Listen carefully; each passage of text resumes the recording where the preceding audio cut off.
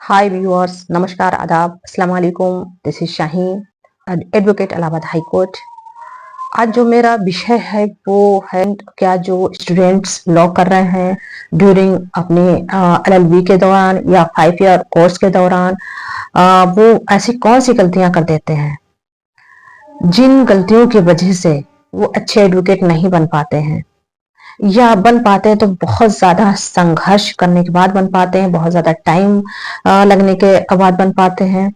तो जो स्टूडेंट्स हैं एलएलबी के, वो स्टूडेंट्स को क्या ऐसी गलतियां नहीं करनी चाहिए जिससे कि उनका कैरियर बहुत जल्दी बन जाए, बहुत जल्दी वो प्रोग्रेस करें। देखिए क्या होता है, अधिवक्ता जो एक पेशा है, ये बहुत ही सम्मानित पेशा है, बशर्ते इस पेशे की गंभीरता को समझा जाए, जरूरत को समझा जाए। अभी भी आपको बहुत सारे लोग ऐसे मिल जाएंगे कि जो कहते हैं अरे कुछ नहीं, वकालत में तो कुछ नहीं रखा, बहुत मेहनत की इसमें जरूरत है। लेकिन ऐसा नहीं है। आप अगर सही दिशा में अपना हर स्टेप ड्यूरिंग एलएलबी स्टडी के अगर रखेंगे तो आपको कोई परेशानी नहीं होगी। और वो जो गलतियां हैं जो अक्सर सब करते हैं, मैंने भी की है, लेकिन मैंने वो चीज रिकवर जल्दी की है।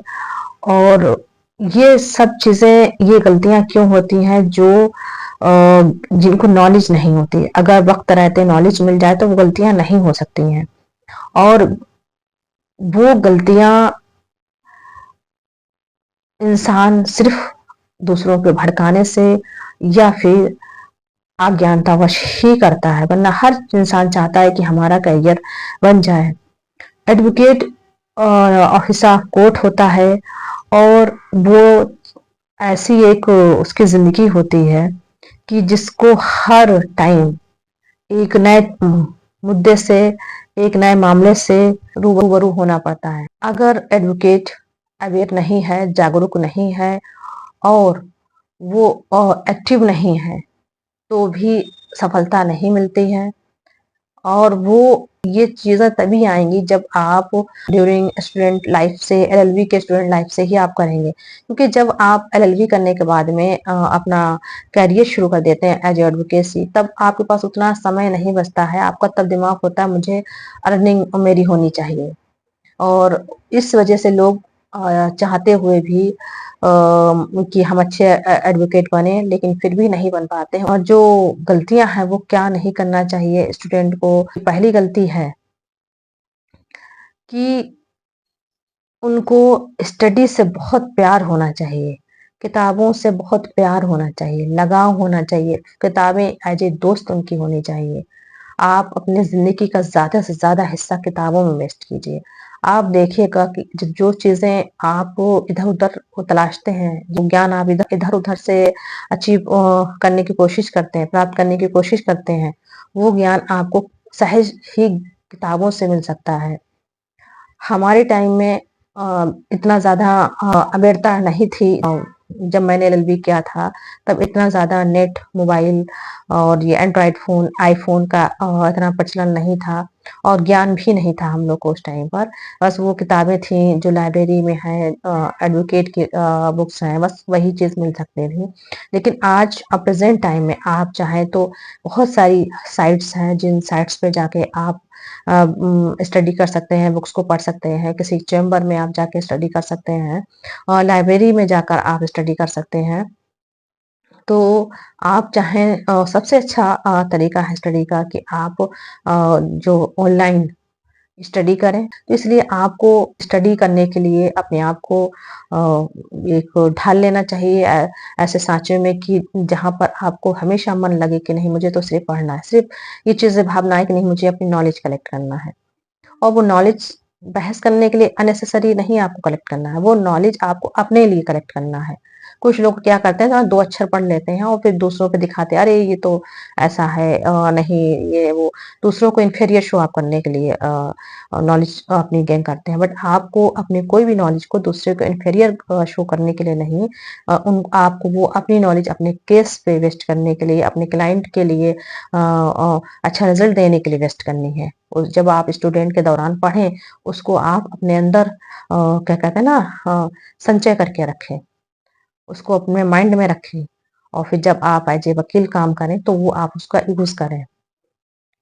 हाँ, अगर आप किसी से चर्चा में उस नॉलेज को शेयर करना चाहें तो बेशक आप करिए, क्योंकि कहते हैं ना, आप अगर आपस में एक ग्रुप में चर्चा करते हैं तो आपकी नॉलेज और एनहेंस होती है। आपने जो पढ़ा, दूसरे ने जो पढ़ा, वो चीज़ें मर्ज होके 2 व्यक्ति के नॉलेज से डबल नॉलेज हो जाती है। तो ये आपका एक बहुत अहम स्टेप था जो आपको उठाना चाहिए ड्यूरिंग एलएलबी के ही। दूसरा है, आपको केस लॉ की स्टडी करनी चाहिए, क्योंकि केस लॉ में बहुत इम्पोर्टेंट पॉइंट्स बताए जाते हैं। जो आज भी मैं देखती हूँ कि बहुत सारे अधिवक्ता भाई हैं जो केस, मतलब आसानी से उनको मेरिट पे डिसाइड हो सकता था वो केस लॉ दिखाकर, बट वो या बताकर, बट वो उनको आइडिया ही नहीं है कि वो केस लॉ कोई है बेस टाइप का। तो उनका केस में कहते हैं अच्छा ऑर्डर होने के बावजूद भी वो उनका अच्छा ऑर्डर नहीं हो पाता है। तो आप और जब आप एडवोकेसी में मतलब उतरेंगे तो आप देखेंगे आपके पास बहुत ज़्यादा टाइम नहीं होता है। जैसे मैंने पहले भी कह रखा हुआ है कि बहुत ज़्यादा टाइम नहीं मिलता है। कोर्ट जाना कंटिन्यू, क्लाइंट्स बात करना, टाइप कराना, मुकदमा को दाखिल करना, उसको स्टडी करना, कोई कोई कमी तो नहीं है, क्लर्कल कमी तो नहीं है, बहुत सारी चीज़ें होती हैं। तो आप चाहें तो स्टूडेंट, अगर आप एलएलबी के दौरान ही केस लॉ को पढ़ने की अपनी हैबिट बना लेते हैं, तो आप बहुत ही आसानी से अपने जो अजय अधिवक्ता अपने क्लाइंट के लिए अच्छा रिजल्ट दे सकते हैं। अब ये तीसरी गलती है जो कि स्टूडेंट को नहीं करनी चाहिए, वो है डिसिप्लिन। अगर जो स्टूडेंट डिसिप्लिन में काम नहीं करते हैं, डिसिप्लिन में रहकर स्टडी नहीं करते हैं या अपने आप को डिसिप्लिन में नहीं रखते हैं, तो वो बहुत बड़ी गलती करते हैं। और जो जिनके घर में पहले से कोई फोर फादर्स हैं, यानी कि कोई घर में लोग हैं, तो उनको इस चीज़ की प्रॉब्लम नहीं होती है, लेकिन फिर भी उनको डिसिप्लिन में रहकर अपने सारी चीज़ों को मेंटेन करते रहना चाहिए। और चौथी गलती है कोर्ट में ना जाना।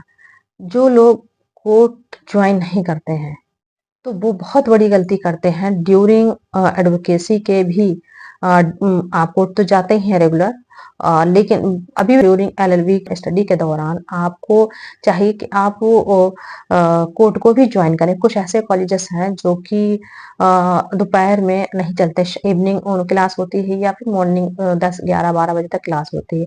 लेकिन आप सुबह से शाम तक, सुबह 10 से शाम 4 बजे तक अगर टाइम नहीं दे सकते हैं, तो जो भी दिन का 2 घंटा 3 घंटा टाइम मिले वो दीजिए। वो भी नहीं दे सकते तो हफ्ता में 1 या 2 दिन आप कोर्ट जरूर जाएं, क्योंकि आप जब कोर्ट में जाते हैं तो आपको वहां से माहौल मिलना शुरू हो जाता है कोर्ट का। और दूसरी चीज है, जजेस कोर्ट में रहने पर इतना इम्पोर्टेंट पॉइंट्स बता देते हैं जो कहीं भी आप अगर जरूरत पड़ने पर सर्च करेंगे और लाखों रुपया देंगे, भैया हमको ये पॉइंट बता दो, हम आपको इतना पैसा देंगे, फिर भी कोई श्योरिटी नहीं है कि वो पॉइंट इतना इम्पोर्टेंट आपको मिल पाए, क्योंकि जरूरी नहीं आप जिससे पूछें या जिनसे आप कांटेक्ट करें उनको वो चीज पता हो। तो इसलिए आप कोर्ट में रहें, क्योंकि वो कोर्ट में रहने पे जो ऑनरेबल जस्टिस हैं, ऑनरेबल जस्टिस से जो आपको ज्ञान मिलता है, जो चीजें आपको सुनने को मिलती हैं, वो फ्री का ज्ञान होता है। आपको कोई फीस नहीं देना होती है, कुछ नहीं करना होता। वहां पे आप देखेंगे कैसे एडवोकेट खड़े होते हैं, कैसे बहस शुरू होती है, किस केस में पहले क्या पॉइंट बोलना है। हर केस में बोलने का तरीका अलग होता है, पहले पॉइंट्स उठाने का तरीका अलग होता है।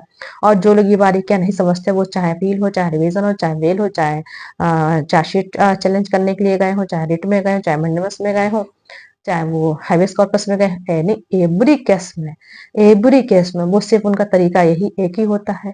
शुरू से करके पूरा रामायण उनका मतलब पूरी, वो कहते हैं ना कि पूरी स्टडी उनको रहता है कि हम बस अब यही हमें बता देना है, यहाँ पे विद्वानता अपनी पूरी दिखा देना है, जबकि ऐसा नहीं होता है। हर केस में अलग अलग चीजें, अलग अलग पॉइंट्स को उठाना होता है। जिस केस का नेचर होता है उसी हिसाब से वो पॉइंट को उठाना चाहिए, यानी पहली बार शुरू करना चाहिए। तो जो स्टूडेंट्स इस चीज को शुरू से वॉच करते हैं उनको ये प्रॉब्लम्स नहीं फेस आउट करना पड़ती, उनको सारी चीजें बहुत ही आसानी से पहले से ही पता रहती हैं। अब जो पांचवी गलती है वो नोट्स ना बनाना। नोट्स जो बच्चे नहीं बनाते हैं वो बहुत बड़ी गलती करते हैं। और अपने लाइफ का बहुत बेशकीमती जो टाइम उन्होंने स्टडी में अगर कहीं उन्होंने बुक्स में स्टडी किया है, कहीं किसी के साथ चर्चा की है, कोर्ट में जो ज्ञान प्राप्त किया है, वहाँ पे जो उन्होंने अपना टाइम वेस्ट किया है, वो कहीं न कहीं टाइम जो उन्होंने लगाया था वहाँ पर, वो कहीं न कहीं टाइम अपना वो वेस्ट कर देते हैं। क्योंकि नोट्स बनाने में आपकी मेमोरी रिफ्रेश होती रहती है, टाइम टू टाइम में आप अपनी मेमोरी को रिफ्रेश भी करते रहें। हाँ, अगर आप जब प्रैक्टिस में कंटिन्यू हो जाएंगे तो आप हैबिचुअल हो जाते हैं, बट वो हैबिचुअल होने के लिए 4-5 साल लग जाते हैं।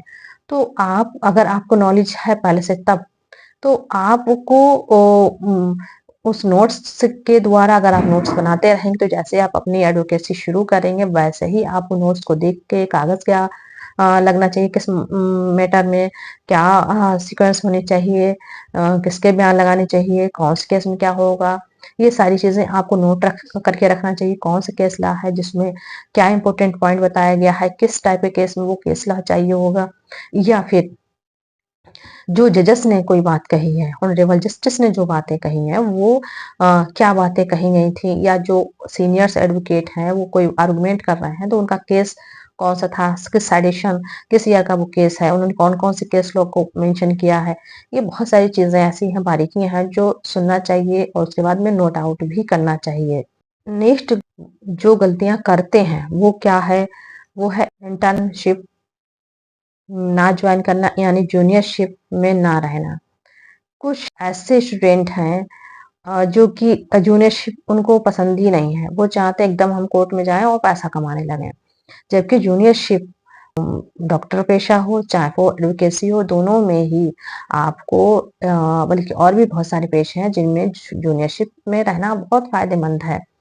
वो उसका रीजन है कि आपको वो बारीकियां सीखने को मिलती हैं जो बारीकियां आपने अपने एलएलबी के दौरान नहीं सीख पाए हैं।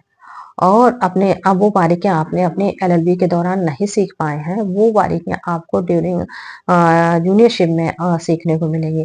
क्योंकि जो आपके सीनियर अधिवक्ता होते हैं वो आपको कहते हैं ना, बातों बातों में ही कभी कभी, या उन्होंने सीनियर अधिवक्ता है वो कहीं ना कहीं उनके पास एक्सपीरियंस होता है, और वो आपको देंगे अगर आप अपनी मेहनत अपना एफर्ट वहां पे दिखाएंगे।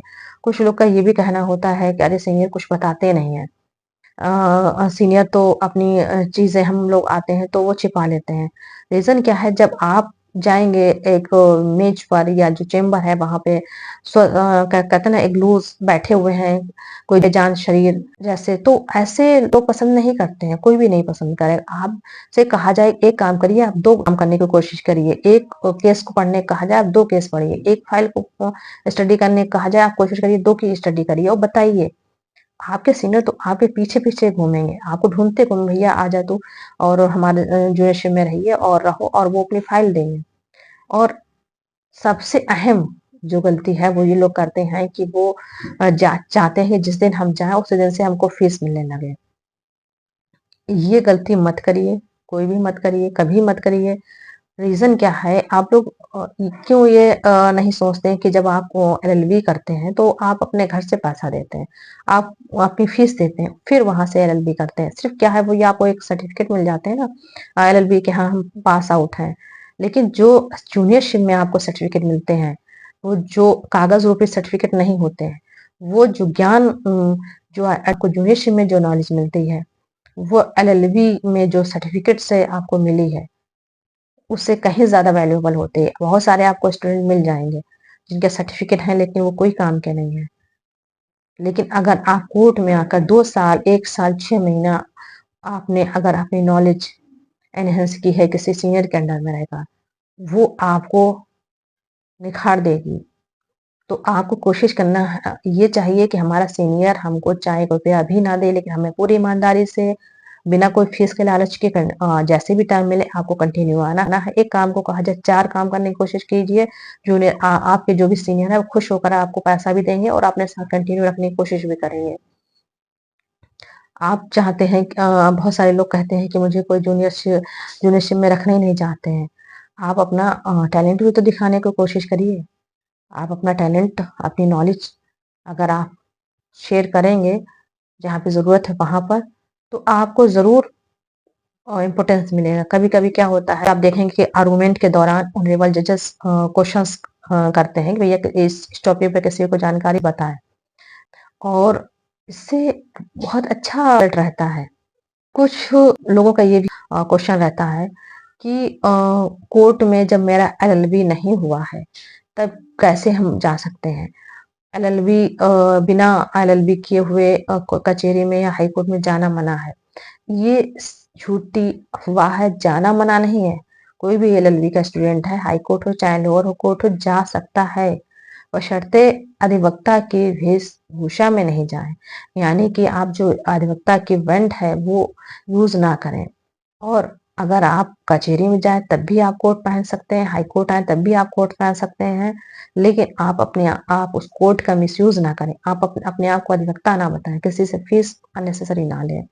ऐसी हरकतें नहीं करें, आप किसी सीनियर के अंडर में आकर बैठें, कुछ घंटे आप दें, अपने जो आपका एलएलबी करने के जो स्कूल में जो टाइमिंग है, उसके बाद में जो टाइम बचता है, वो टाइम के बाद में आप अगर कचहरी को जॉइन करते हैं या जिस दिन आपका कॉलेज ऑफ रहता हो, और जैसे भी आप मान लीजिए टाइम निकाल लें अपने कॉलेज के बाद में, तो आप उतना टाइम में आप कचहरी में या हाई कोर्ट में आ सकते हैं।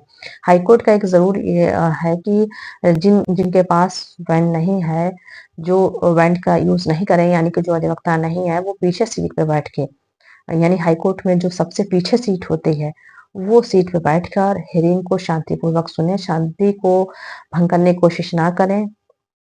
क्लाइंट से अननेसेसरी उम, ऊट-पटांग बातें ना करें, उनसे फीस लेने की कोशिश ना करें अधिवक्ता बनकर। ऐसी अगर आप गलतियाँ नहीं करते हैं, तो आपको कहीं जाने से प्रिवेंट नहीं किया जाएगा। बशर्ते जो इंसान, तो इसलिए जो कन्फ्यूज़न है, भ्रम है, उसको अपने से दूर कीजिए, और अपने एलएलबी के दौरान ही आप अपना टाइम अपने करियर की तरफ लगाइए। आप निश्चय ही एक सफल अधिवक्ता बनेंगे। और सफल अधिवक्ता की डिमांड थी, है और आगे भी रहेगी, क्योंकि लिटिगेशन बहुत ज़्यादा दिन पे दिन बढ़ रहे हैं। जैसे-जैसे लोगों के पास अर्निंग हो रही है, जैसे-जैसे ज्ञान बढ़ रहा है, वैसे-वैसे लोगों के पास का दिमाग भी खुरापाती होता जा रहा है। वो ज़रा-सी बात हुई लिटिगेशन करने को तैयार हो जाते हैं। तो एडवोकेट की फ्यूचर में भी बहुत ज़्यादा ज़रूरत होगी। लेकिन एक चीज़ और ध्यान रखिए कि अपने जो एडवोकेसी है, जो आप अधिवक्ता की जो पावर है, वो उसका सिर्फ़ राइट चीज़ों में यूज़ कीजिए, गलत काम करने की कोशिश मत करिए। रातों-रात बहुत बड़े अधिवक्ता बनने की कोशिश मत करिए, धीरे-धीरे चलिए, ईमानदारी से काम करिए। कोई गलत तरीके से आपको लालच देकर काम करवाने की कोशिश करे, चाहे वो लेडी एडवोकेट हो, चाहे वो कहते हैं मेल एडवोकेट हो, कोई भी हो, खासकर जो उम, ऑफर देकर काम करवाने की बातें की जाती हैं, वो लेडीज़ एडवोकेट के साथ में होती हैं। लेडीज़ एडवोकेट को बहुत लालच लोग देने की कोशिश करते हैं कि ठीक है, हम आपका ये करवा देंगे, आप ऐसा करिए। और कोई भी एडवोकेट हो, चाहे वो मेल हो या फीमेल हो। कि कोई भी लालच में आके काम मत करिएगा, किसी के प्रेशर में आके काम मत करिएगा, किसी के दबाव में आकर काम मत करिएगा। आपने आप और ये चीज़ें प्रेशर, दबाव, लालच, ये तभी आता है जब आप गलत ट्रैक पे जाने की कोशिश करते हैं। मैं आशा करती हूँ कि आज के मोटिवेशनल जो मंत्र है वो आपके काम आएगा। आप उसको अपनी लाइफ में अपनाएँगे और एक सफल अधिवक्ता बनेंगे। वो बात अलग की है कि आप सारी ज्ञान आपने अर्जित किया है, आपने जो अपना टाइम वेस्ट किया है स्टडी पर या जो डिसिप्लिन पर या कोर्ट में जो जाकर जो सुनना है, आप नोट्स बनाए हैं, वो चीज़ें आपका अगर भाग्य अच्छा रहा, किस्मत अच्छी रही, आप लकी रहे, तो आपका एज़ ए जज सिलेक्शन हो गया, तो वो नॉलेज आपके वहाँ भी काम आएगी। वो नॉलेज आपकी बर्बाद नहीं जाती है। तो आप ये ना सोचें कि हाँ, अपने दिमाग से बिल्कुल निकाल दें कि हमें एलएलबी करने के बाद में हमको तो सिर्फ जज बनना है। ऐसा ज़रूरी नहीं कि आप जज बन ही जाएँ। कुछ लोग ऐसे होते हैं कि जो एडवोकेट में एज़ ए जज जितना सैलरी मिलती है उससे कहीं ज़्यादा सैलरी पाते हैं। तो एडवोकेसी को आप वो एक कहते हैं ना इन्फीरियर नज़रिए से मत देखें। मेहनत अगर आपने की है तो आप ये ऐसा काम है कि आप लाखों रुपया महीने में कमा सकते हैं। और एक-एक केस में कमा सकते हो। लोग खुशी-खुशी से हाथ पैर जोड़ के आपको देकर जाएँगे, बशर्ते आपने ईमानदारी से काम किया हो, मेहनत से काम किया हो, पूरी लगन से काम किया हो। अब आज की वीडियो मैं यहीं पे एंड करती हूँ। मिलती हूँ किसी नेक्स्ट वीडियो के माध्यम से। तब तक के लिए बाय बाय, अल्लाह हाफ़िज़।